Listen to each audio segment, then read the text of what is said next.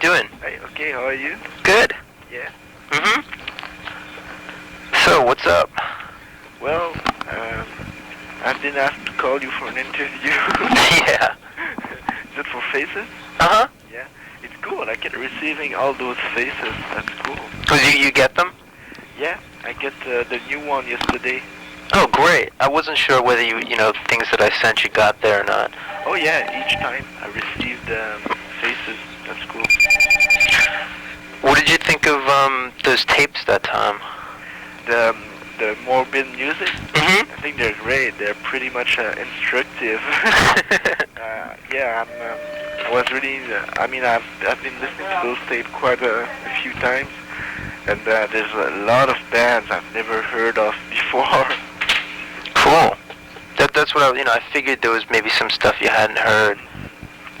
And it's interesting how many bands I knew, and I didn't know that those people were into that band or that band before, Mm-hmm. There's some bands I didn't know they were related, and then I noticed that there's old members of a lot of bands in that new band, and so, well, it wasn't instructive, as I said. Great, I'm glad you liked it. Yeah, sure. I think everybody who sends me tapes should send me that kind of tapes instead of steep trashcore demos. And I figure you get enough of that. Yeah. So, if there's anything else, if there's any stuff on there that you'd like to hear more by that band, just let me know. There's a show on going on Coney Island at this amusement park.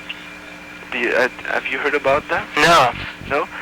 This old amusement park, Mm-hmm. on Coney Island. There's a show pretty soon, I think. There's a show going on, and I heard that there's two bands, and I heard they're pretty good, and I've never heard those bands before. It's industrial stuff, and I don't even remember the names of the band because they were weird names, and I don't know how to spell it. But everybody told me they were pretty good, so I don't know if you could find some of that stuff in your collection. Sure, I'll probably know those bands actually. I'll look into it, see who they are. Okay, yeah. I guess the first thing about the album, I was wondering, because it didn't come as usual. They didn't really explain the story or send us any kind of explanation of what goes on it. So, I guess just for to have it down, ahead of time for the readers or whatever, maybe you could just go over briefly what happens on this album. Okay. Dimension Hatred. Dimension Hatred was a story, okay, in 8 chapters. Right. And there's a beginning and a end of the album. But this album is more like different state of anguish or paranoia of the Voivod. It's pretty much a trip into the Voivod brain, and so it's not a story from the beginning to the end. It's only a basic concept of many different psycho states of the Voivod, and it goes from the destiny of an alchemist in inner conversion to Alzheimer's disease caused by aluminum factories in those 2 songs, Pre-Ignition, which is a story about giant insect factories. They're like big spiders, but they are factories digging for aluminum, and it's causing a big smog around the planet, and the people living on this planet all get Alzheimer, and it's a 2-song concept, Pre-Ignition and Missing Sequences. And Nothing Faced, the character, is someone who someone who thought that his primal identity was weak, and he just got rid of it and got new personalities identities, and later on he thinks that all of this is kind of fake, and he doesn't really remember his first personality, and he wonders if it ever exists, and he has this whole feeling of this personality having been stolen by a big machine, which could represent society or whatever you feel when you listen. It's up to the people who listen to the song. And what I drew on the front cover is the nothing face during the operation of the big machine sucking in his personality. Like you can see many characters on the front cover, and it's all characters that are him, characters, personalities that escape or personalities that come, new personalities, you know. And there's like one drawing for each song on the album, so it helps to understand the feeling of the songs a lot more. Right. What's his name? All of a sudden I can't think. Your publicist at Mechanics showed me a copy of the the different little drawings for each one. It was really cool. Saw that? Yeah. Oh, cool. Like a Xerox of it. It looked really neat. Yeah, it's all computer stuff. It's fun. Did you do that on your computer? Yeah. I'm going to from now I'm going to work exclusively on computer for the covers of the album, I think. Mm-hmm. Or maybe I'll mix media later on, I don't know. Maybe I'll mix the medium, like OL and computer mixed together, or I don't know. I really like now the... I'm really into computer. Mm-hmm. Do you find it easier to work with that? Yeah, it's easier to work, and also it's totally a different approach of doing art. It's so you can work so much on the details by magnify certain parts of the drawings with the computer, and also most important of all, you can do animation for the videos and stuff like that.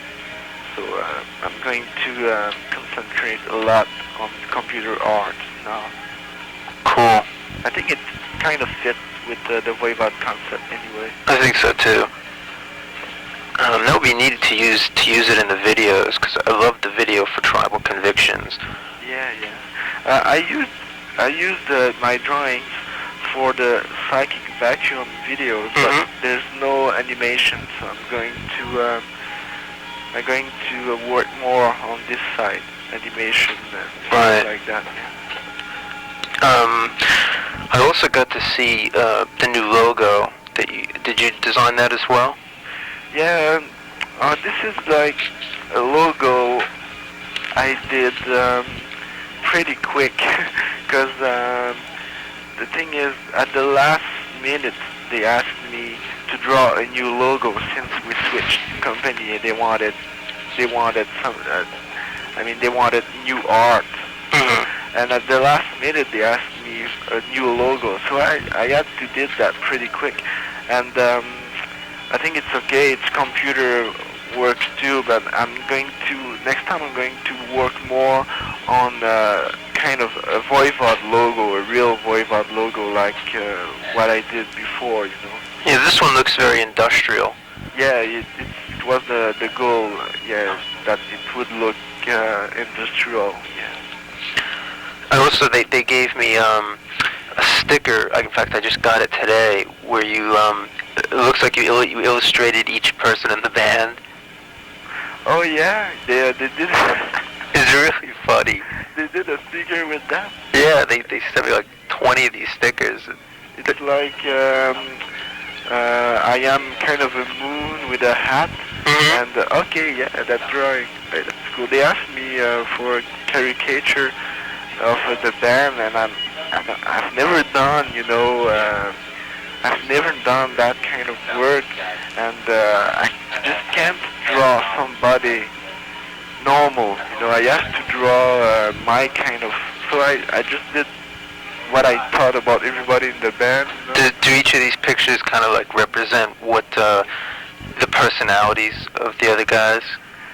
Yes, and well, it's more like I was searching something that could fit with my style and could represent at the same time the personality of the guy. It wasn't really easy, but I had fun to do that. Yeah, I think it's really cute. I like them a lot. That's cool. I didn't know they were doing a sticker with that. Yeah, they sent me stickers of that one, and I also got ones that just like have like this kind of like spider creature on them. Yeah, it's the spider on the back cover. Yeah, I've seen those stickers last time I went to New York to work with Jim. Right. Oh yeah, I remember you told me about that when I saw you at the Damned show. Yeah. What did you guys do?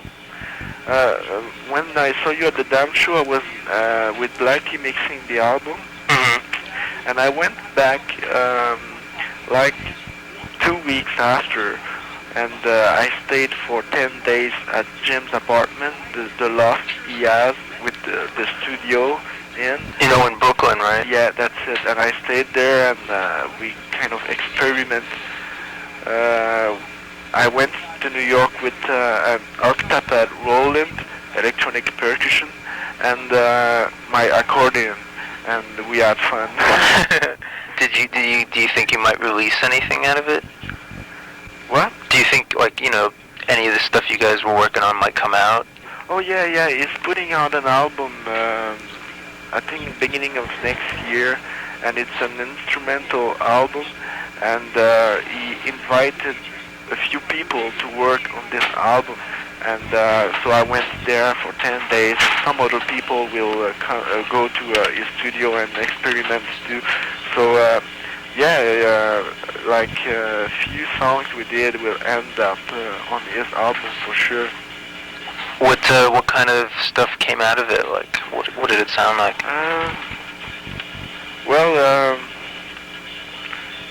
There's a few percussion parts and I also played guitar, and there's a few things I did with the accordion, but I can't really. It will be more appropriate to ask Jim. I think. I don't know if he wants to talk about it now or not. I'll ask him next time I see him.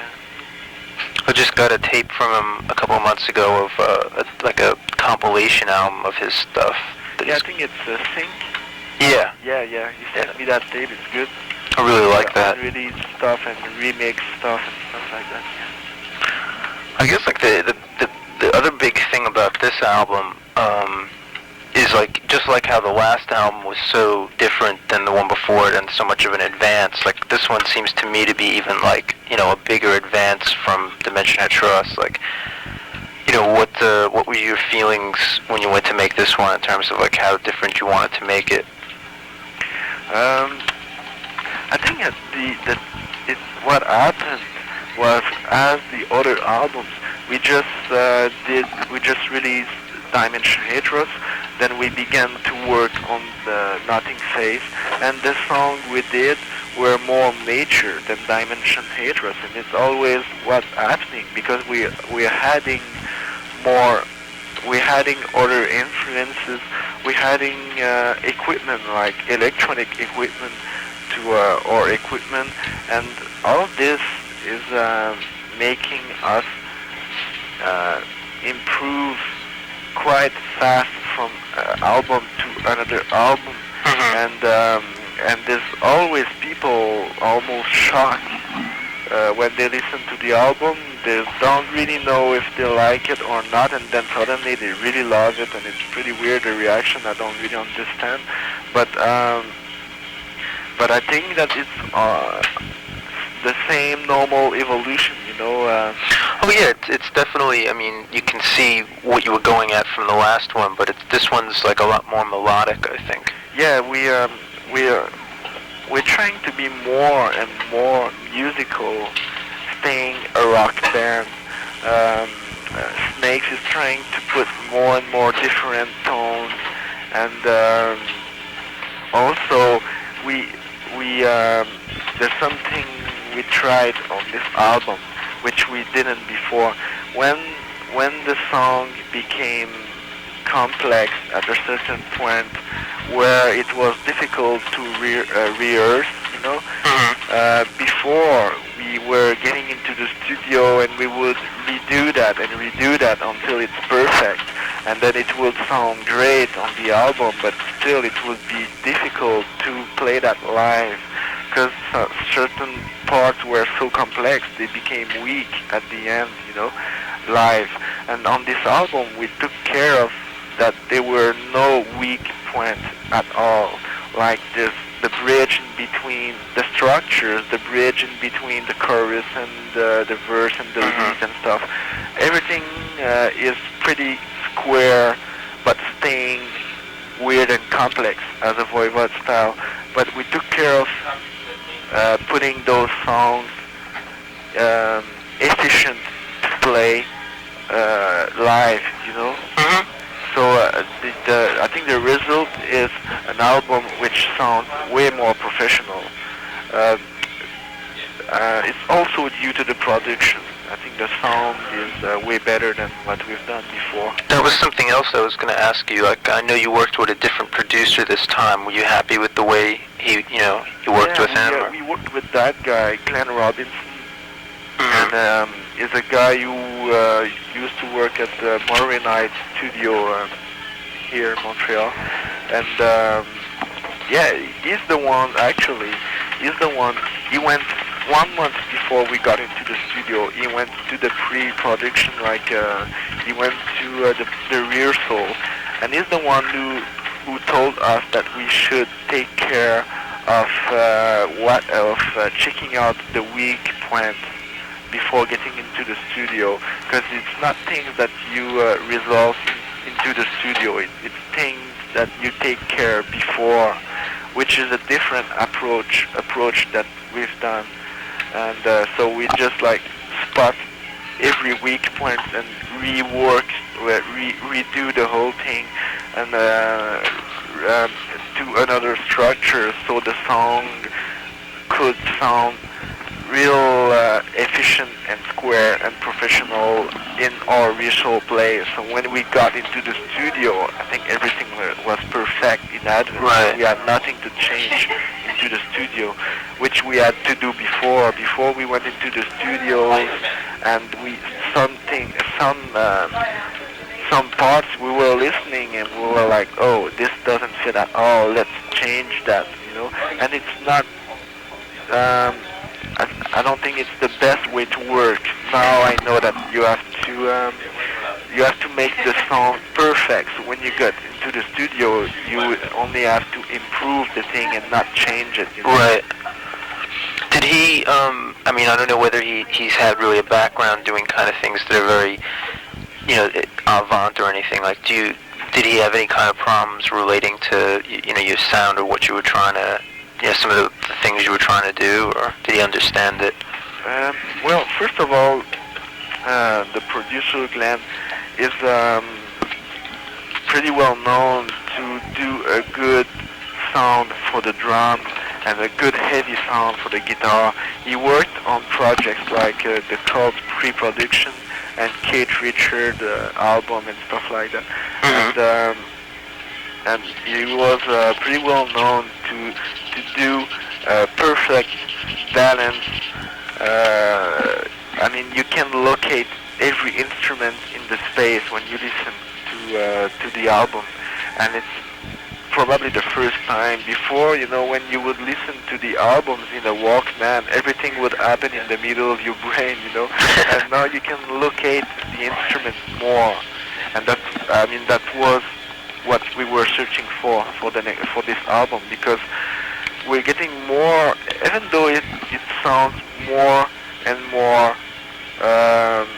square, more, I don't know how to say, even though it sounds more and more accessible, it is more and more difficult to play what we're doing, So it was important to us that you could hear every note, every instrument for this album. Mhm. The fact that it's more and more accessible to me is due to the sound, first of all, and also the fact that we worked really hard on the rehearsals before the studio to make the sounds perfect. So the sound really, I think every song is, you couldn't add or put something out of it. You know, it's. I know what you mean. They're very complete. Yeah, that's it. Yeah. I especially some of the songs I'd like to ask you specific questions about. Like I love Unknown Knows, but I was wondering like what like some of the things in there are really innovative that you were doing. Like there's this part in it that comes out like a percussion part where it's like that. Yeah. Okay. That's really amazing. And then there's like this organ sounding almost part towards the end. At the end, it's my accordion. Oh, that's what that is? Yeah. What gave you the idea to use that? Well, first of all, I love accordion, you know, and I don't know. I was listening to the song, and then I was thinking about I had this little song I wrote for the accordion, and it's kind of a Polish funeral march or something, you know, and I thought that it would fit at the end of the Unknown Knows, and I just played that, and it ended up being a good part of the song. Like everybody in the band were amazed how good it sounds, like how it would fit, you know. So we just decided to put that on the album. I think it's great to me, and. What about that percussion sound? Was that like a sample type thing? Or? Yeah, it's a sampling of an industrial sound again, and we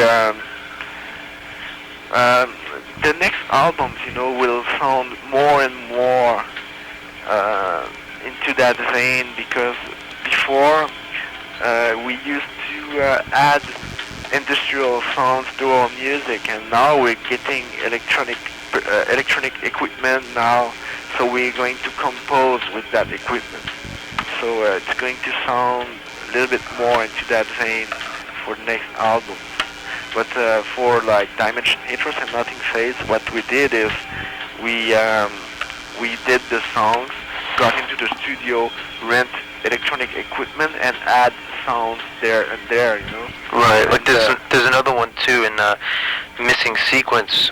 There's this sound like where the drums go like, you know, like this, and then you have this sound that's almost like a vocal scream almost, but it sounds like almost like a hydraulic press or something. It's like yeah. The one is a vocal and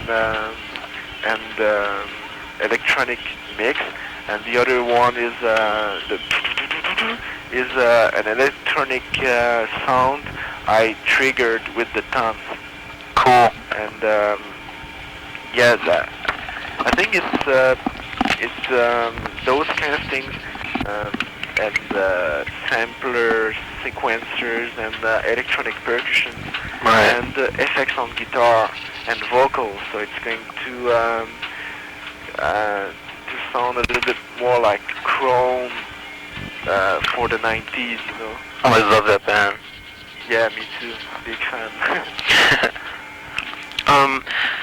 Something else I noticed with some of the stuff in here is that you seem to start to be getting into like some kind of almost jazzy kind of textures. Like in Unknown Knows, there's this break that keeps coming in where it's like da na na na na na na, like that one break, and then in Nothing Faces there's like this bass riff that's almost kind of like sounds like Rush or something gone jazz. Is like that's something that you want to inject more of, like a different flavor? Yeah, definitely. It's weird how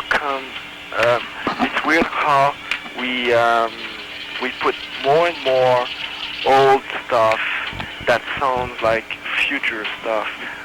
Like there's some parts that could sound like hard rock, like old Led Zeppelin and stuff like that, and old blues and old jazz, you know. Mm-hmm. But the way we put it out, it just sounds like it's a progressive metal Right. for the future. Yeah, we have so many influences now. It's like I know. everybody in the band listens to so many things, and also that everybody in the band bring their tapes to the local, so everybody knows what the other ones listen to, and we all listen to basically the same things now, except that it's everything possible, That's great. I think it's there's something good and something weak in every music, so we're trying to take every good things from everywhere and put away the weak things, but well, from our point of view, of course. Right.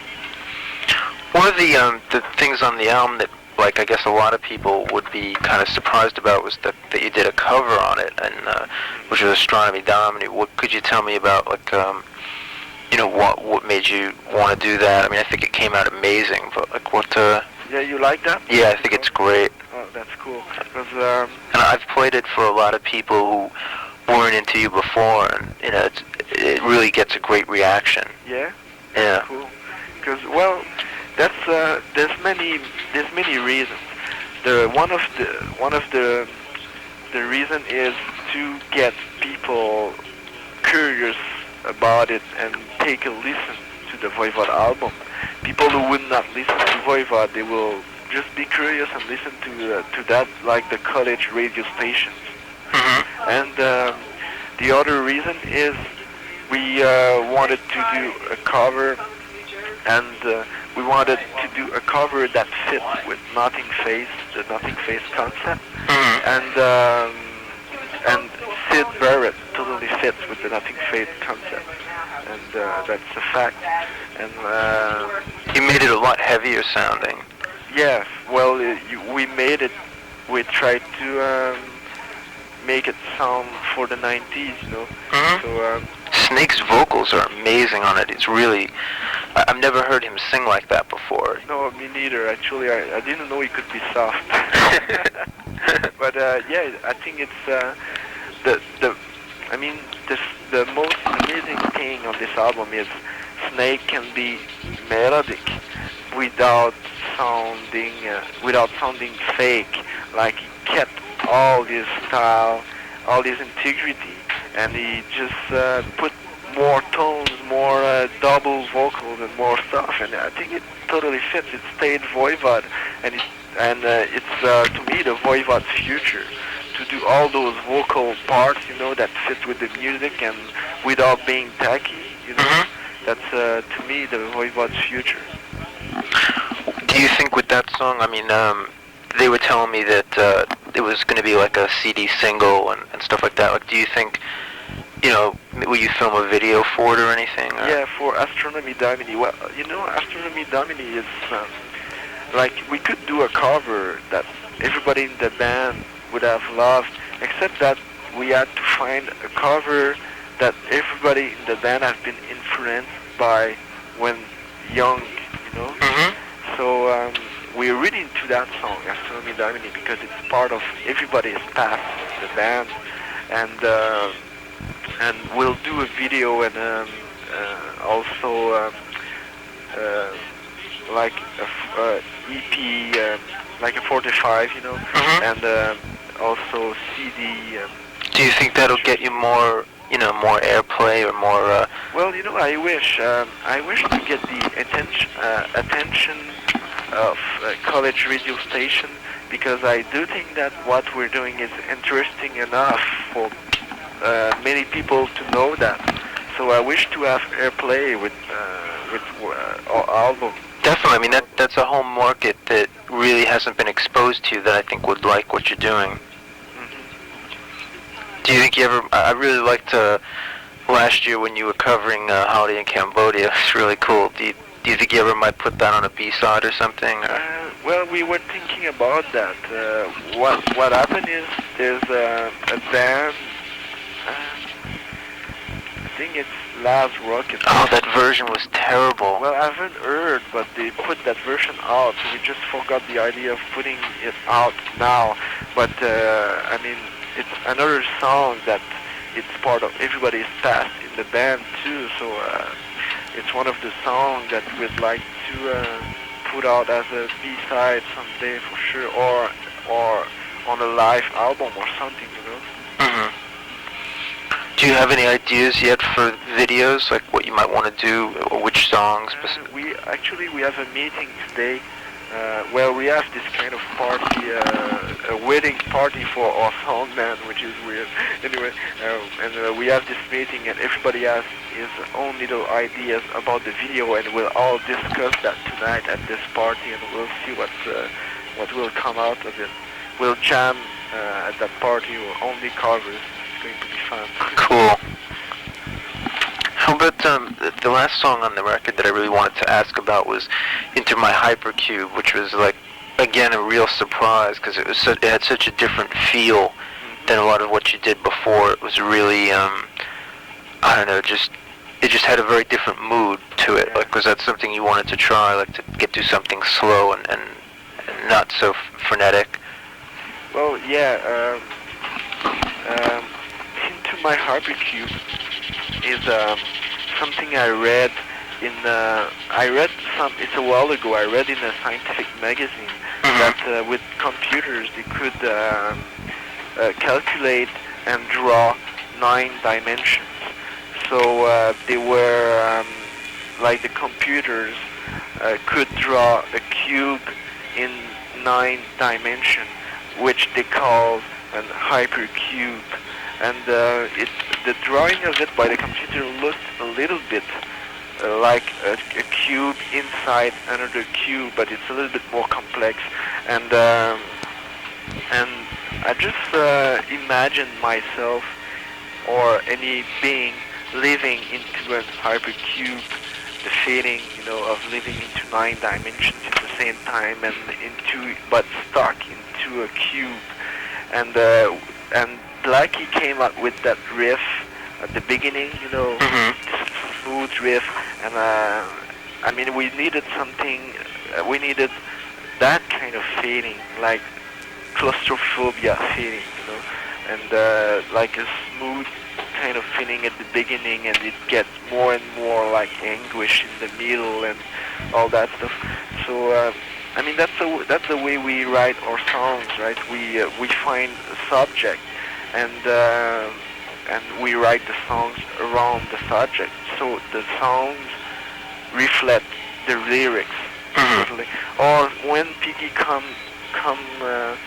like Piggy came out recently with a new song for the future album, and there's no lyrics, so we're trying to find something that totally fits with the atmosphere of the song. It's really important. Right. How about I guess another big question a lot of my friends wanted me to ask is, like, when do you think you'll tour here? Well, I wish we'll tour pretty soon. We have no plans for touring. The only plan we have is to go to play the college radio station convention in New York. Really? The CMJ? Yeah, at the Irving Plaza. Really? Yeah, well, we've been invited to play there, so I wish we're going to play there. Huh. I think it's in October. Right. But for touring, we don't know. We'd like to open for a big band, and if not, to tour only the main places in U.S. Like, instead of doing 40 dates, only 20, And but we don't know when. Do you find it like would you rather play with bands that are a little more different? Like, 'cause I've noticed sometimes, like the last couple of times the 2 tours I've seen you on, you ended up getting billed with bands that were kind of like, more simplistic kind of bands like Violence and Creator and stuff like that I didn't really think went with you guys too well. Like, do you think you might play with, you might enjoy playing with somebody a little different? Well, yeah, I mean, or do you find that hard to find other bands to play with? It's pretty hard to find another band that could fit with us, but in the same time we're totally sick of being stuck with trash speed metal bands that opening, and as an example, I'd like to play with Dick Royson. Oh yeah, that would be cool. Yeah, and stuff like that. You know, bands that are trying to find new frontiers. Or a band like Young Gods would be really cool. Well, Young Gods are a bunch of friends of us. Really? Yeah, they when they went to Montreal in '87, they went to our rehearsal place and they went to our apartment and they became pretty close friends with us. In fact, it's pretty funny because when I went to Jim's loft last time, yeah, Rolly was there, and he produced the last Young Gods again. Right. And there's one song with a sampling of something from Dimension Hadros. Really? Yeah, it's pretty funny. And the song is called Longhood, like long road, but it's in French. Longhood. Did that come out yet? No, it's coming out pretty soon. And, I love I think one of my favorite songs of all time is Voivod. Yeah. I mean, I love the Young Gods. Have you heard Treponem Pal yet? The what? Have you heard the band Treponem Pal yet? No. They're this new band on Road Racer that they're from France, and they got Franz from Young Gods produced them. Oh yeah. And they sound kind of like a cross between Young Gods and you guys. How do you call the band? A few people told me that there's a band from France that sounds a little bit like us. Yeah, they're called Treponem Pal. Yeah, that's it, exactly, yeah. I remember the Paul at the end. Do you have this tape? I've never heard that. I'll send you a copy. In fact, last time I went to the Godfather's show at the Ritz, and like two people came to me telling me that this band from France sounds a little bit like us. Like our tour manager for the last tour was there, Joel, and he told me that, and some other guy told me that at the Sunny Cute show, I think. Yeah, that's the band. They have an album out? It's an album. It's pretty good actually. Yeah, that's cool. So too bad if they were ever over here. They would I think be a cool band to play with you. Yeah. Did you get to see Naked Raygun at that show? Yeah. What did you think of them? Well, I think they're okay, but you know, I was into the whoa quite a few years ago, and I think I think they're okay, but I don't know. There's not too many bands that I listen to now that still do those whoa. I know. I like this band from Montreal called the Doughboys. Right, I heard of them. Yeah, I'll do a tape from a few friends I have here. I was thinking about that when I listened to your tape last time, to make a tape of Montreal's bands.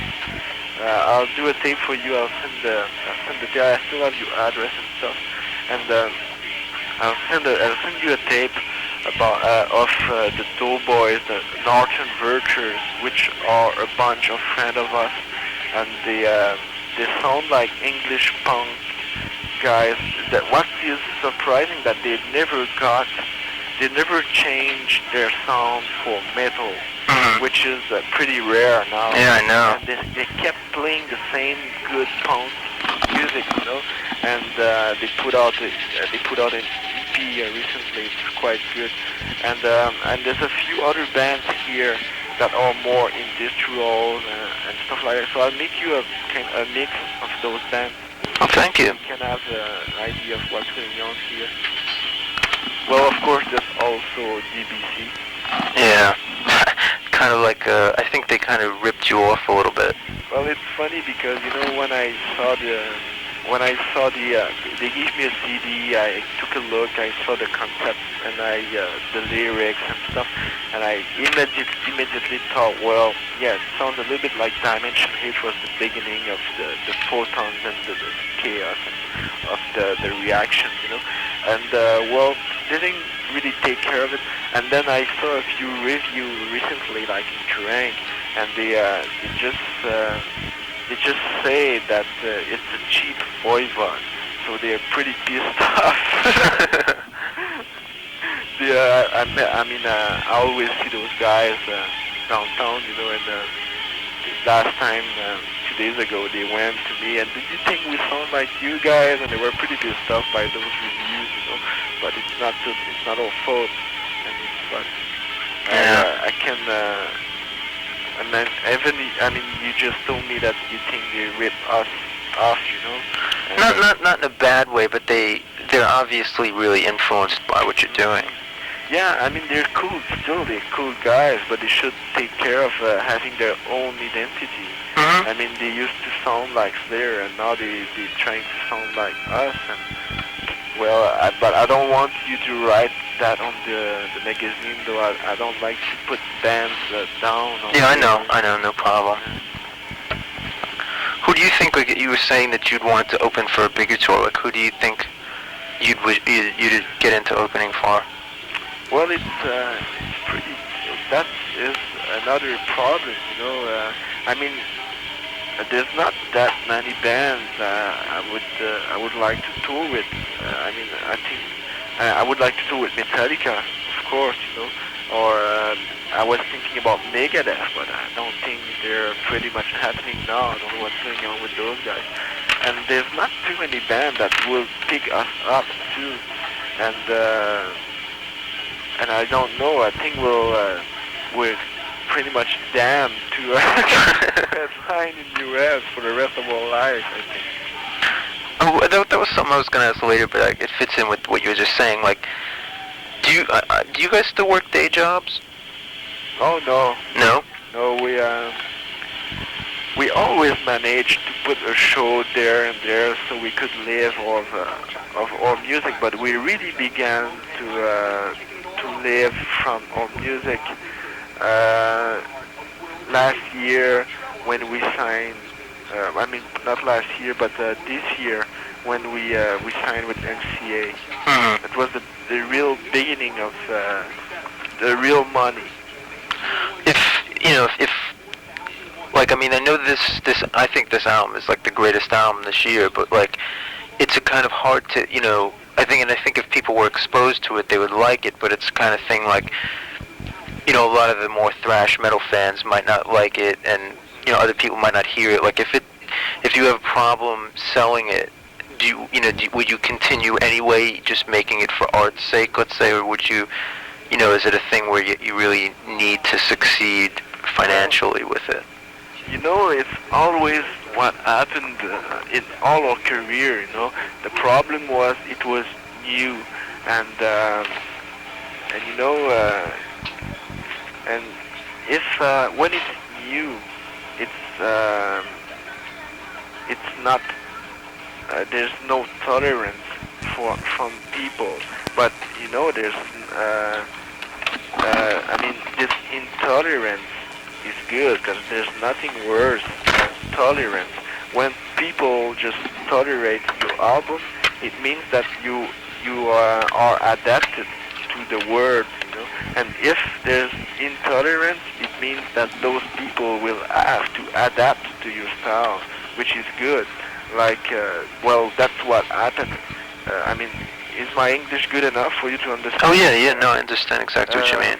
So I think that it's a good point for us, because I always feel like I don't have to ask the kids what they want to listen to. We just have to continue putting out our art as we want to, and we just give those kids a few years before they could think that yes, this is interesting, and that's it. Do you think you'll go down as like a band that was ahead of your time, or? Well, I wish not, because there's so many like my favorite band of all time, the one I've always been listening to through all waves, was Vandergraaf Generator. Ah, yeah. Yeah, it's my favorite band of all time, and I think it will always be my favorite band. And what happened to them was sad. Like, while Genesis and Yes were getting superstar, they always stayed underground, and to me they were genius. And I don't want it to happen to us, you know. So I wish it's not going to happen to us. I wish to become more and more popular, so more and more people are aware of our point of view, and because we're really trying to make the kids improve in their minds. Instead of talking about sex, drugs, and rock and roll, we prefer to talk about nihilist stuff, spacey stuff, and psycho stuff, which is more interesting to me and which make you think. And I just wish that more and more people will be aware of what we're saying, of the concept, and also the music, and the way we're trying to put down the gates, and the way we're trying to enough and musically trying to put something for the 90s. So it's always been obvious for us that we're going to be more and more popular, but in the future. But the thing is, you just have to keep going and not to die while you're still reaching that point, you know, trying to reach that point.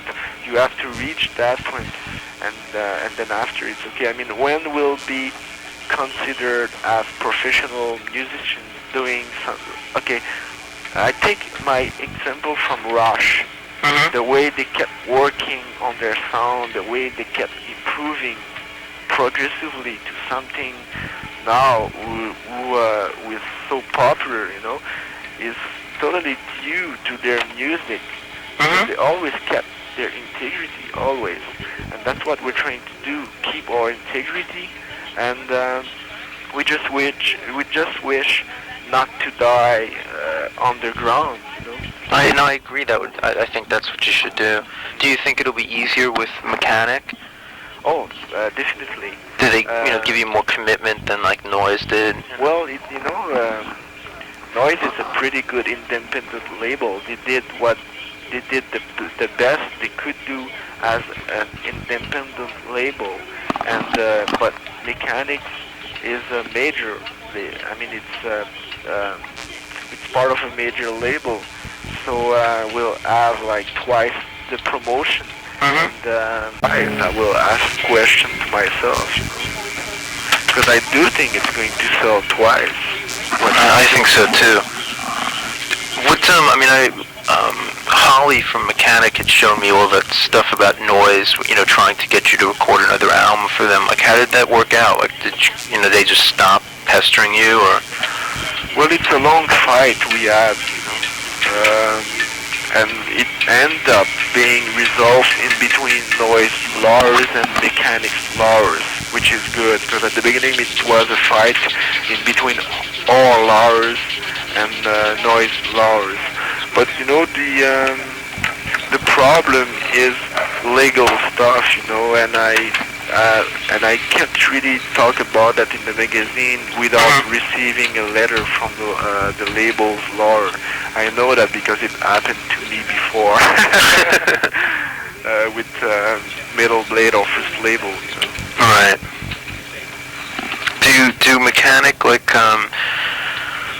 do they have any kind of expectations of you, or are they kind of just taking it let you do what you want to do? And well, we have the total control of the artistic level, like the covers, the songs and stuff like that. But it's obvious that they need a certain quality of the project, which we're trying to give them, and which we succeed for this album. And I'm pretty sure that we won't have no problems for the next albums.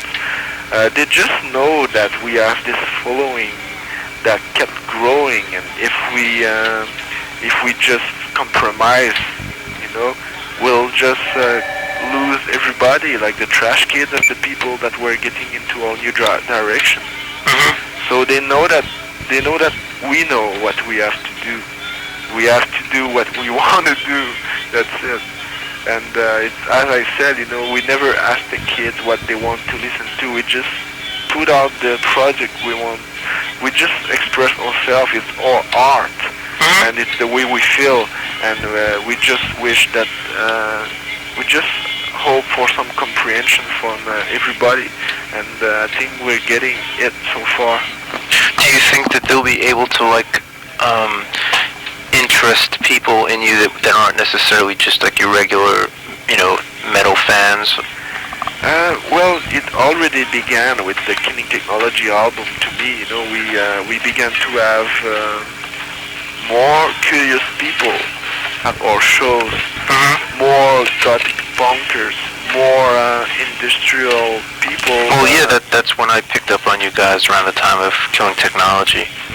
Yeah, that's it. Yeah, because to me the two first albums were related to our aggressive feeling we had at that time. We were a garage band against everything that would not please us, and pretty much in at a table and trying to put as much of our aggressivity in our music, but in the same time trying to put out relevant social messages in our music. But the thing is, the music was so aggressive that many people thought that, wow, those guys must be Nazis or something, or like from the total right, and we've always been more for the left, and from Killing Technology just happened to be the album where we got better musically and more versatile.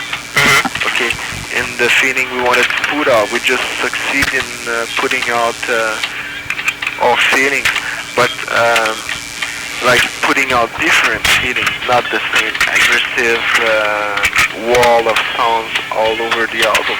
I mean, I'm not slagging off the two first albums, but I think that the three last albums sound a little bit better, than the two first ones. Yeah, definitely. What kind of, when you play live this time out, what kind of material are you going to play live? Well, it's for sure we're kind of tired of playing the beginning of our career, the two first album. We kind of totally sick of playing that live. Oh, of course. I mean, you've been playing it for such a long time. We began to write this stuff in '82, so but there's bands like the Rolling Stones that are stuck with the bigger problems. Oh yeah. Because they wrote that stuff in '62, so well, anyway, but we'll try to base our live show on the new album, because it's the songs we feel the most for now playing, because I don't know, we feel quite comfortable playing that stuff. Is there any of them on the new album that you wouldn't play live? Well, I don't know. We didn't set up the show yet, but we'll probably play like a lot of the new album and some of Killing Technology and Dimension Atros, and maybe one or two songs of the two first albums. Right. The first two albums. Yeah. That makes sense. Do you have any ideas yet where you want to take the music or the storyline on the next album? Yeah, but it's not totally complete. But I was really surprised because I stopped reading science fiction books when I was about 15 or 16, because I thought that it was beginning to be all the same, and I started to read about schizophrenia and psycho stuff, and Carlos Castaneda's book, and stuff like that. And I was getting really into that kind of stuff, like the morning of magicians and stuff. And I forgot about the science fiction. And last tour, Lou Status, he came to me and he mentioned a few new names on the science fiction, and it's all related to the cyberpunk. Have you read William Gibson? Yeah, that's it. That's the book that totally got me into something new that's happening, the computer cyberpunk writing. And I didn't know that this was happening. And it's weird because for a while everybody was coming to me telling me that my concept is close to those guys, Bruce Sterling and William Gibson. And I just didn't know those guys, what they were writing. And during the tour last time, Lou mentioned the Neuromancer book, and he told me if Dimension Hatred was related to that book, and I just said, well, certainly not, because I don't know that book. And I just picked up that book and read that during the tour, and then I really got into the new science fiction. And I don't read all those books, but I'm going to read more about the cyberpunk wave, And it gave me some ideas for the next album. And since I've been working with computers for my art, I'm going to write a concept that is close to the computer kind of new science fiction. That's cool. Yeah, so the next concept will be pretty much related to computer and virus, which I have tons of problems with. How about the music? Where do you see the music going? Well, as I said, we are getting new equipment, electronic equipment, along with the rock equipment, So there'll be some rock parts and some kind of new wave parts. New wave as a chrome Killing Joke kind of feeling, Right. So it's like, but still it's not. We don't go to the past. We will do something that will sound pretty futuristic. That would be a pretty cool band for you guys to play with, Killing Joke. I just saw them recently. They were really good. Yeah, I saw them in Montreal too. They were pretty good. I love those guys. Do you think you would ever like to play with them? Or? Well, it would be perfect to me. The thing is, I don't know how they're big in US if they would open or headline. Right. What do you see, because your music seems to be moving, evolving at such a rapid rate. Let's say, if you could hypothesize, 10 years from now, what kind of music could you see yourself making? I would perfectly see our music as a soundtrack for a future Eraserhead movie, if someone would be, to me, maybe it will sound a little bit pretentious, but if someone would be wise enough to put out another Blade Runner with us as a soundtrack, or Fetus as a soundtrack, I think this would have good chance to be a good movie. That's weird that you said that, because that was going to be my next question. Was a lot of your stuff is so cinematic, and a lot of these films really seem to tie in with a lot of what you're saying. I was wondering, do you think you'd ever be into doing a sci-fi soundtrack? Well, since the beginning, we always told each other how much we would like to do a soundtrack with, and now with those electronic equipment, it's going to sound more and more as suspense kind of music, and I wish someday some producer will ask us to do a soundtrack for a movie like Blade Runner. Or even, I would not mind doing a soundtrack for David Lynch neither. Definitely not. or David Cronenberg. Yeah, exactly. What about, like, for you personally, like, I remember you would tell me about, Lou Stathis sent me a copy of that book, The Venus Interface. Did you get one of those? Yeah, he gave me one at Jim's place the other day. And in fact, he asked me to be part of his next project. That's what I was gonna say. Do you think you'd ever like to do like a comic or graphic art novel, or maybe something in like Heavy Metal magazine? Like that, like one of those stories, or? Well, yeah. In fact, right now, I'm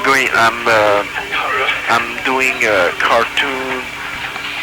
Everything started with Lou, he told me that I should do a cartoon and I should submit that to Heavy Metal, and I'm working on that now. Among everything I have to do, I'm doing this cartoon, and it's called Nothing Face 2. It's like the Nothing Face character, and I'm working on that. I'm going to submit that to Heavy Metal and see what's going to happen to draw one part of it, And I totally agree with that. I want to do that for sure. That would be great. Yeah. You told me like last time I interviewed you, like that you were going to be working on this thing involving like your computer graphics and music all in one thing. Yeah. Have you done anything on that? Well, I've done nothing specifically for that thing, but all the things I've done for the with the computer now is useful for that thing. Like I've been working on 2D programs and then 3D programs. Now I'm working on a 3D animation program, and I've been working with a musical program. All of this for one day in order to combine those three things, drawing, animation, and music. And it's a long. You remember when I told you that I was like, well, it's probably a 5 years project. Exactly. Yeah. And it's true. It's like I'm working. I have so many things to do that each little things I'm doing with the computer will be useful someday for that project. Okay, hold on 1 minute. Okay, someone is knocking on the door.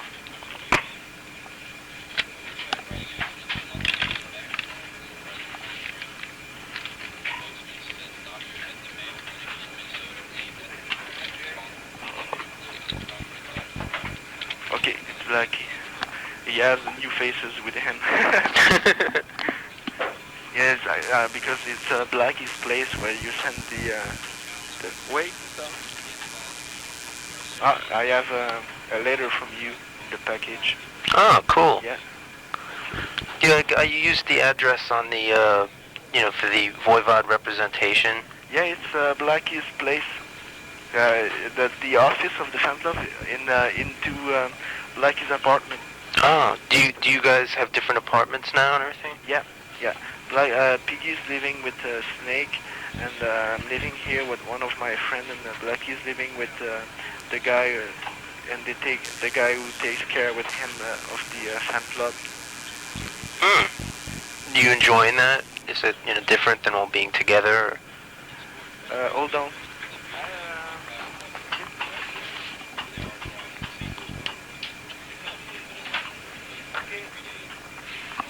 Yeah, it's it's always been a good fun, to live all four in the same apartment. But everybody was waiting to sign with a major label, so we could have our own apartment each, which is pretty cool too, you know. Would it be better for me to write to the to send it to your house? No, it's okay because just like right now, like he just went here, gave me my letters and went back to his place. He's living just beside my place. Oh, cool. And each week he's going to the PO box, and he comes back with the letters and give everybody his personal letters. He's like the Voivod mailman. Yeah, that's it. Yeah, and well, he has a good sense of compatibility and stuff like that. So he's he has a computer too, and he's taking care of like the fan club, the papers and stuff like that. All that shit, you know, he's taking care of that. Everybody in the band has his own job, which is pretty cool. How's Piggy doing these days? Because I saw a picture when I was Chip showed me a picture when I was at Mechanic. I guess it's going in the album. It looks like Piggy lost a lot of weight. Yeah, in the hospital, he lost a lot of weight actually, and it's funny because we were just noticing yesterday night that he got it almost all back, you know, because yeah, I don't know, he got pretty, you know, during the whole story, he got pretty anxious and stuff like that, and also the food at the hospital, and he went out kind of skinny, and it was funny, and now he's getting more and more on his original size. Laughing about that, and he was like, no way, I have photos to prove it, and he put out this magazine, a live magazine, which has a live photo, and you can see that he was way more fat 2 years ago. You know, it's funny. It's funny. Is he feeling okay though now? Like, oh yeah, he's okay. I mean, you know, he just has to take those pills, and it's okay for the rest of his life. Hormonal pills for hormonal balance, and that's it. Right. So everything's okay, and he's perfect actually. That's cool. And I mean, it's almost weird how everything is perfect by those days. I mean, how everything was weird for the last year, and for this year everything is so perfect. And that things seem to really be going well now. Yeah, that's it. And we just had this big freak period, and then everything is so smooth now. We just do new songs, and everybody is so happy. It's pretty weird. How's your your drumming coming? Like, how do you find do you see yourself evolving as a drummer? Oh yeah, definitely. Because I mean, some of the stuff you did on Astronomy Dominant was really, really hot. Yeah. I mean, I really liked it. It's pretty weird because it's the first song we did for the album, and it's the first drum track I did. Really? Yeah, and I kept that. Like, I was in good shape and good feeling. Just kept that. And well, yeah, it's like I have everybody in the band now has this instinct of what he's doing, if it's right or not. Like I'm playing, you know, the drum part, and before I would wonder if I should do that or that instead of, you know. And now when I play, I know that it's that or it's not that I should do. And everybody got this sort of instinct that for the Voivod music, I should do that because it would fit with Biggie and Blackie and Snake, and and those three have the same feeling where they played it. So it became so much one entity musically. So everybody improved, and everybody is still improving musically. Mm-hmm. And I also tried to be, as you said, a little bit more jazzy, you know, and yeah, definitely. I mean, a lot of the time changes, like in especially in like Unknown Nose and Nothing Face and Missing Sequences. A lot of the stuff was just really non-rock texturing, you know, in terms of the rhythms. Well, there's a few rock tune like Inner Confusion. Right. That was, I mean, it all blends together really well, but it's interesting to hear those kind of things going on too.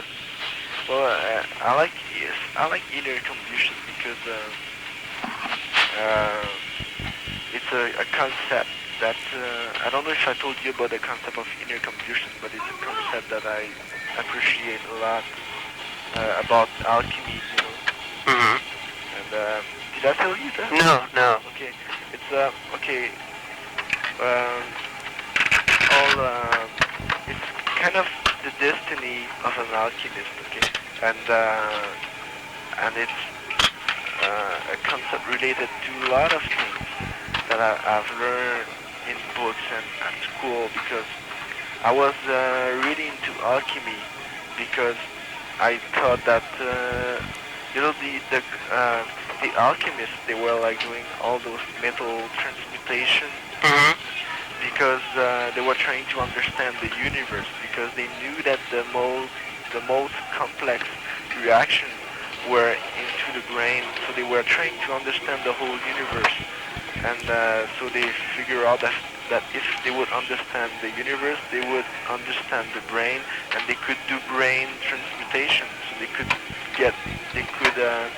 improve in their brain, they could be more intelligent and better people, and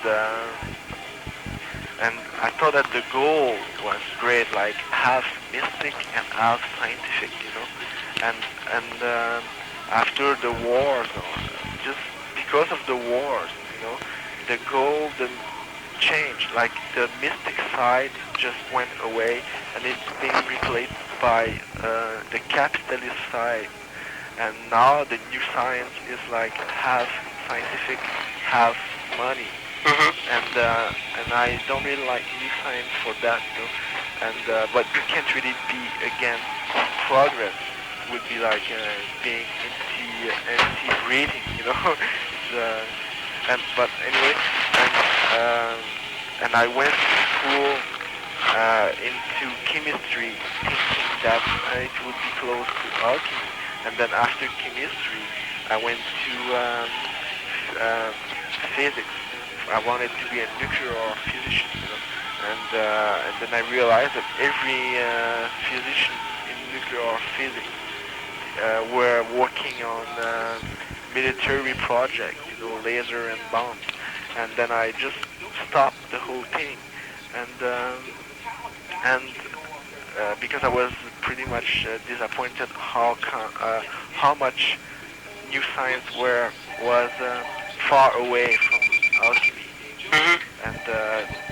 And inner confusion is about the destiny of an alchemist when he achieved the big goal, the big goal of transmutation of his own spirit, which was the goal of the alchemist.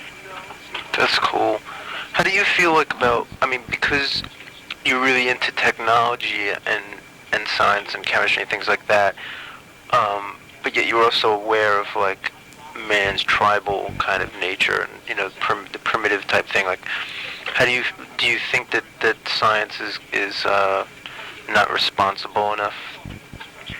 Well, you know, and it's gone into certain areas that like you know, are against, you know, the natural kind of way things should be, or. Well, it's like you know, it's like the concept of the killing technology, where the Voivod is into this word where the technological improvement is faster than social improvement. I think it's pretty much related to fact that to events that happened at that time, you know, like Chernobyl accident, Challenger explosion, Star Wars project, you know, and it really gave me a bad thing of what was going on with new technology at that time, you know. And in the same time, I love to see the new I love to see the new photos of Phobos, the moon of Mars. I love to see the new. I haven't seen it yet. I really wanted to. Well, in the new astronomy, there's some good photos of Phobos, and I love to see the Uranus photos and Neptune photos, and you know, so it's so hard to deal with it, you know, and that's the main problem. There's so many good things, so many bad things that it's psychologically hard to deal with new technology. I don't think, you mean, you have to take all the environmental aspects into consideration, which I don't think they do really enough. And also, yeah, it's like I really appreciate the Indian point of view of us as parasites on Earth, instead of us owning the Earth as the new way of thinking of Occidental thinking, you know, like people now with all this technology, they think that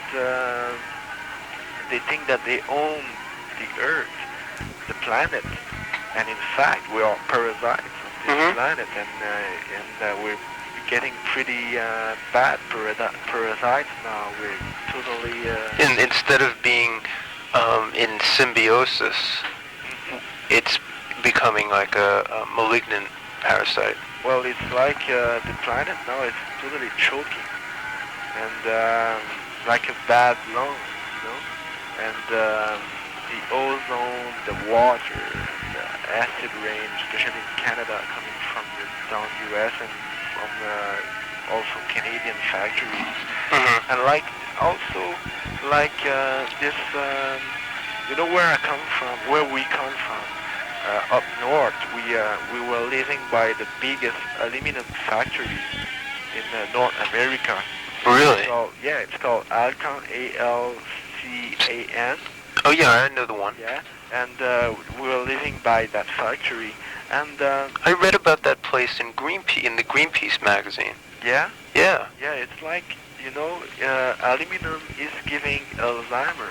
The smog of aluminum is giving Alzheimer, and people where we lived before are like all getting Alzheimer slowly, and the percentage is way more high than every place else, you know, and that's where the pre-ignition and missing sequences concept come from.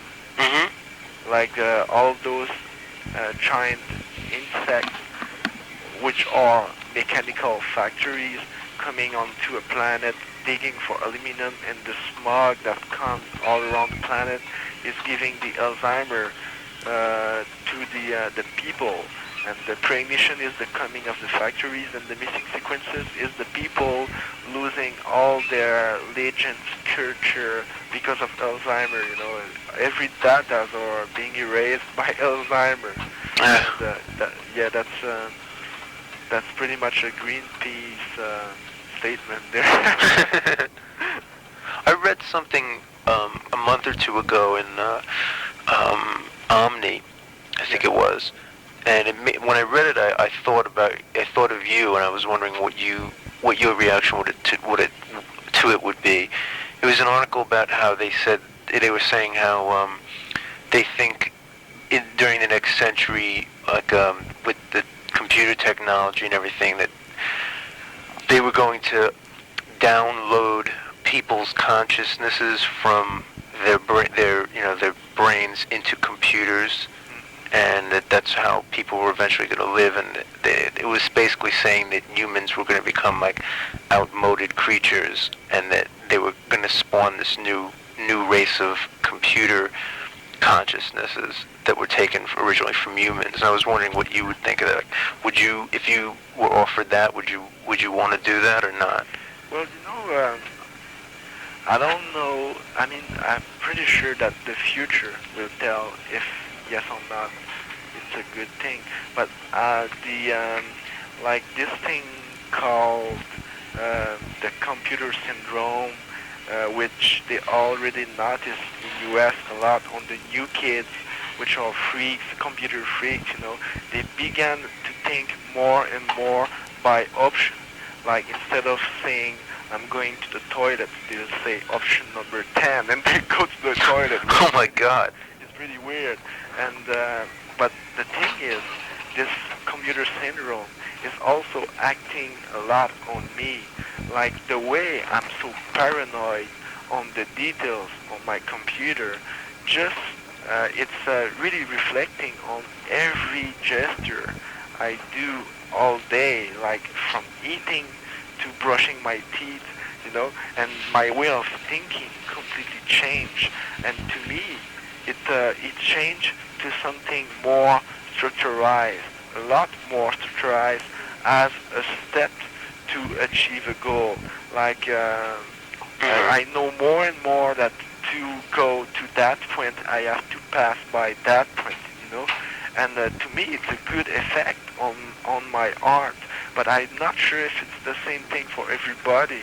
It's like, it's like the way in at the end of the 60s, the way acid react on people a good way and a bad way. You're right. To some other people. I think that some people will get pretty much schizophrenic with computer, and some other people will get genius, and computer and computerize everything I can here in my apartment, Yeah, see, I'm that way too. Like I have a computer now too in my house, and me and my wife put everything. By the way, I forgot to say that I promised her I would say hello to you from her. Okay, good. Yeah. From away. But anyway, we put everything on the computer too, and I really like that. But it's like I think it's important to have like a duality where it's like you go into it, the computer type thing, but at the same time, I think it's really important to keep in touch with the part of humans that is like involved in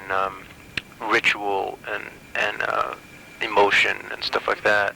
Yeah, I totally agree with that, and that's why for the Nothing Face cartoon I'm doing for heavy metal, I wanted to mix computer prints of my drawings with ink, and I finally decided to use only my hand, only ink and a pen, because I realized too that while I was developing my computer art, I was losing my sensitivity with my hands when I was drawing. And I just freaked when I noticed that, and I decided to do once in a while a work with my hands, which will save the balance, which will save me from become a robot. That's exactly what it is. Yeah, I think you have to keep a balance, because if you do it that way, then you get the benefits from it, but you don't end up with just the negative. Yeah. I think it could go too far where it would be like people wouldn't have any kind of they would just be like computers, and there wouldn't be any emotion or any like need for ritual or need for tribal kind of things, or I don't know. I'm really into things like that, like you were mentioning before about Indians and stuff like that. Me and my wife are really into like American Indian culture and the stuff like that. I think that gives you an element in your life that you need that too. Yeah, I'm really, I'm totally into the American Indian culture, but also the Canadian one, like Eskimos, and the one who lived in the forest. The Inuit. Yeah. And I'll always try to combine the mystic side of my brain and the computer side of my brain. That's brilliant. That's exactly it. That's what I think why I like a band like Voivod so much, like why you're like one of my favorite bands, is because there's a part of me that like really gets excited by technology and by the use of technology, and then there's another part of me that really gets excited by just primitive feeling. And when I see like a band like Voivod, like when I see you guys play, I get both of those in one thing. Mm-hmm. Does that make any sense? Yeah, it's exactly what we're trying to do, you know, because we noticed that keeping the soul of rock, like the Stooges, Iggy Pop, you know, and MC5, and and and keeping that side in our music, you know, the rock side, Mm-hmm. it helped us not to be controlled by the machines.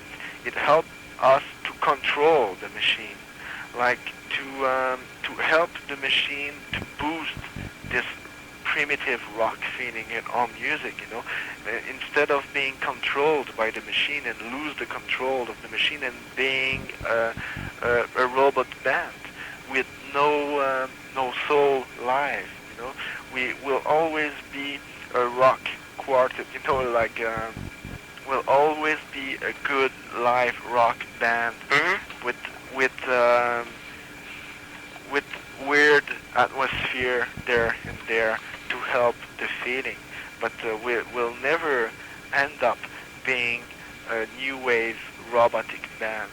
We'll always keep this tribal kind of feeling at our show that removes the people that come to our show. Well, that's what the people told me anyway, you know.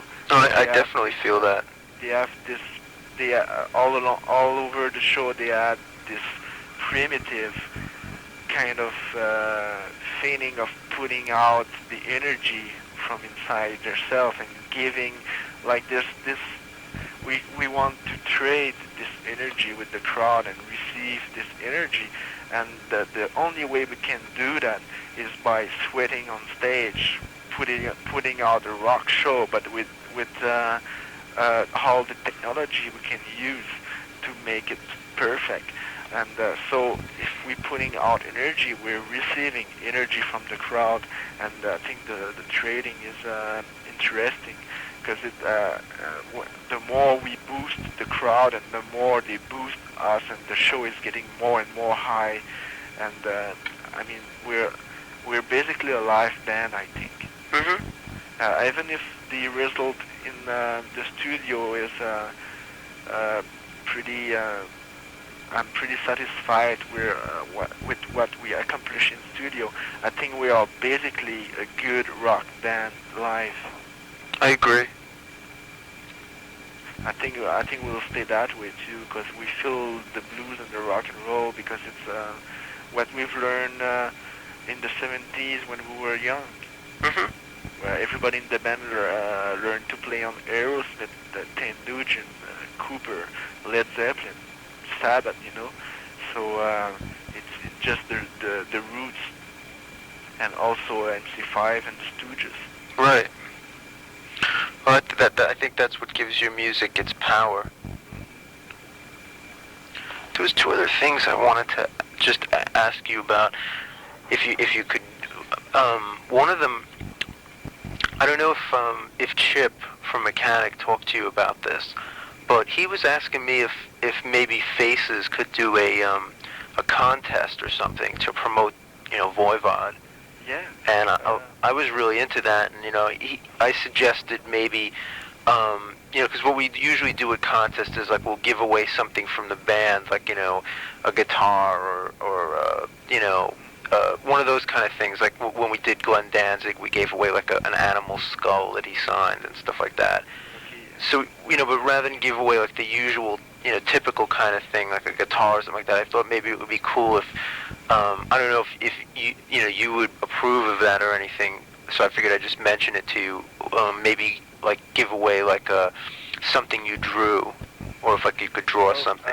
Actually, I did the drawing for the Faces contest. Oh, great! Yeah, last time I went to Jim's place, I went to Mechanic's office, and I gave the drawing for Faces, which is kind of a cyberpunk.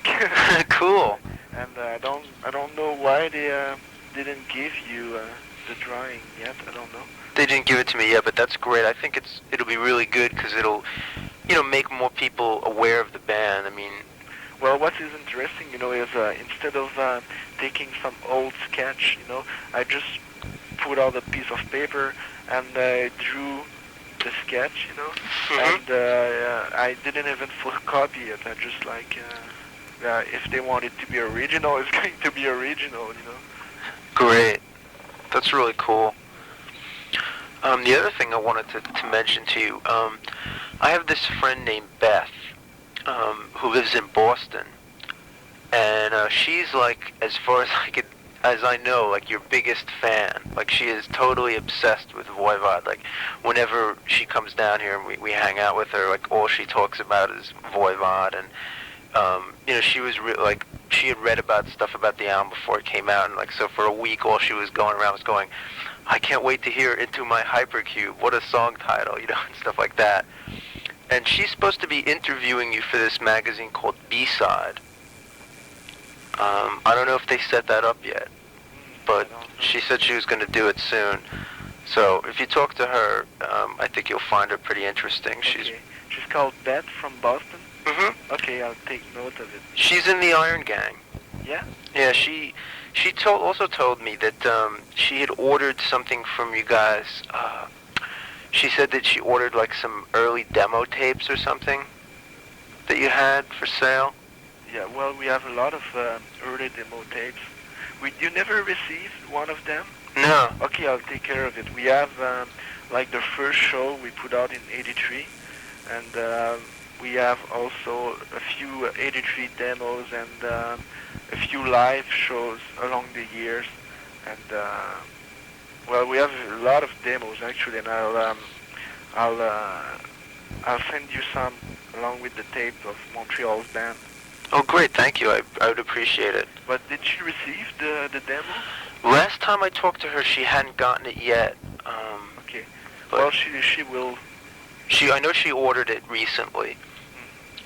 She's also like me and her trade things a lot. Like when I got an advanced tape from Mechanic, I sent her the tape up, and she sent me some videos of a live show you guys did last year in Texas. Oh yeah. And she sent me a video of you guys live in Montreal in 1987. Wow, that's cool. And that really must be a good one. That was a good show in '87 in Montreal. Yeah, the crowd is like the visual quality isn't that great, but you can tell the crowd is like going insane. It's really cool. And well, yeah, if you want to send her the advance tape, I really won't mind. I figured, because she said she wanted to do the interview, so I figured, the way I take it is like Voivod is like one of my favorite bands, so I try to like turn as many people onto it as possible. Well,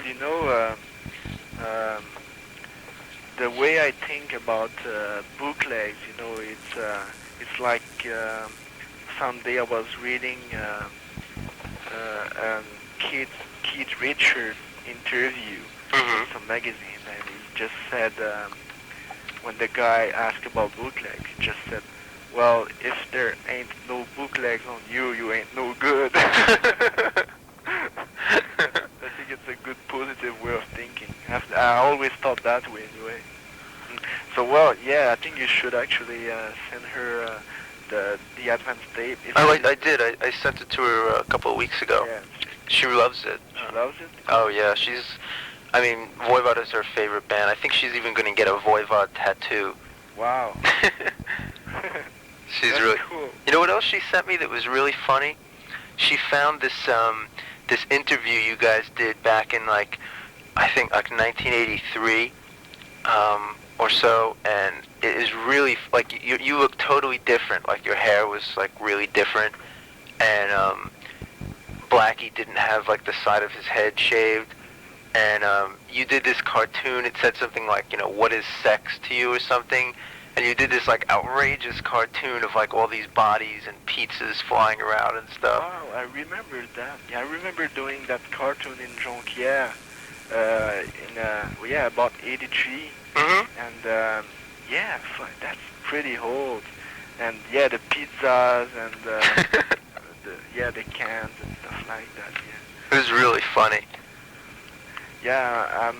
Isn't it Keycast? No, it's not Keycast. Well, anyway. Yeah, I think it is. Yeah, it is. Yeah. Yeah, I remember that interview anyway. It's a while ago. Yeah, she like really like tries to collect, clippings and stuff, and remember like last time I interviewed you guys, you gave me some Xeroxes of some artwork you did. Yeah. When I showed those to her, she like practically died. I have other photocopies of artwork I could send to you too with the package, and you could photocopy to her for sure. That would be great. Yeah, okay. I'll do a package anyway, like tomorrow, and I'll give that to Blackie and just send you that stuff. Thank you. So I'll probably receive that at the end of next week. Great. I'd appreciate it a lot. So, do you have some other questions, or? I guess that's about it.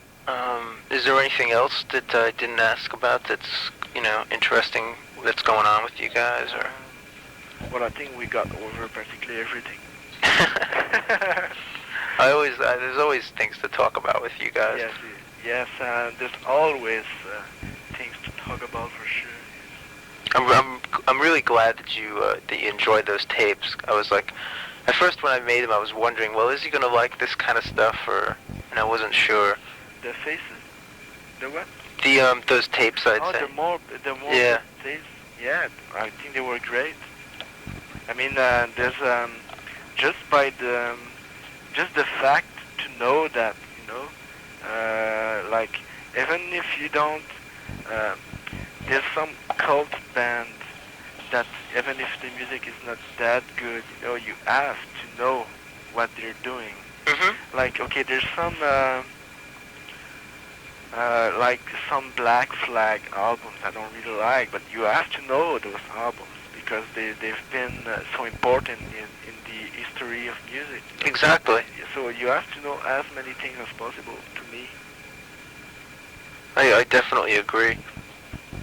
I'll send you a tape of that Trepon Impal too. Okay, yeah, good, yeah. Yeah, I was talking to the other guys about that then, because a few people told me about that then. Yeah. So I'm curious to hear that. Have you heard Red Temple Spirits yet? No. They're a really good band that I'm friends with out from Los Angeles. They're on Nate Starkman and Son Records, the same label that puts out Savage Republic, and they're really interesting. Whoops. I think you would dig them too. I'll have my friend send you a tape of them. They're kind of like they sound kind of like I don't know, early Pink Floyd meets like Christian Death.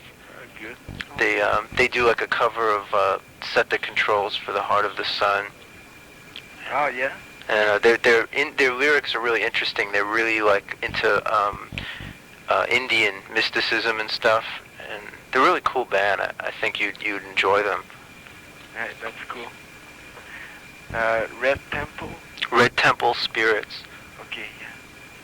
I think I heard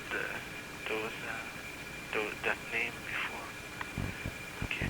I'm gonna have to go right now. Like he just went back to. Okay. Yeah. Anyway, thanks for the interview and stuff.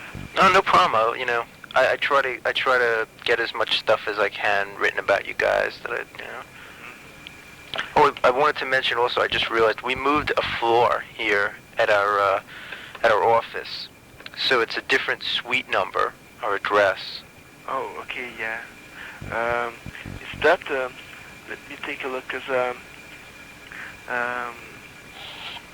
here I have a letter from you, and it's written 63 Grand Avenue, Suite 230. Yeah, that's the only difference. Now it's Suite 115. 115. Okay. But other than that, it's the same. Okay. Well, I'll let you go. Next time you're in New York, let me know, and we can hang out or something. Okay, I'll give you a phone call next time. Okay. Okay. Take care, Wick. Okay, bye. Bye-bye.